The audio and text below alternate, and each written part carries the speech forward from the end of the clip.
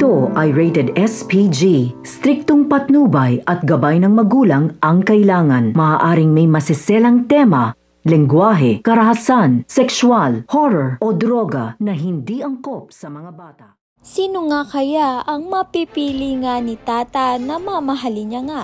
Kung itong ngang si John Paul na kababata niya o itong ngang si Francis ang tunay niya ngang mahal. Ngunit may tanim na galit pa rin nga itong si Tata dito nga kay Francis.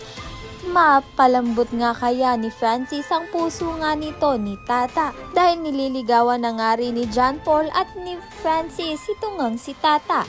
Sino nga kaya ang magwawagi ng puso nga nito ni Tata? Sa kabilang banda naman nga, iba na naman nga ang atake nga nito ni Venice dahil from ex-wife nga ni Francis to nawawalang anak nga agad nito ni Sergov.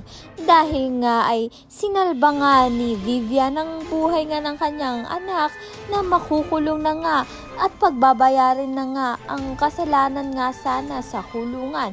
Ngunit pinalabas nga ni Vivian at ni Venice na si Venice nga ang nawawalang anak nga nito ni Sergov. Mukhang kapanipaniwala nga naman kay Sergov dahil nga ay suot-suot nga ni Venice ang kwintas nga nito ng nawawala nga niyang anak.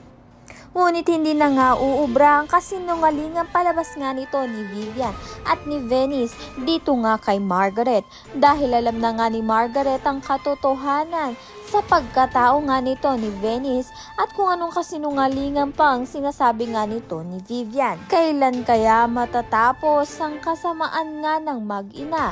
Ayan ang pakakaabangan natin. Maraming salamat sa iyong panonood.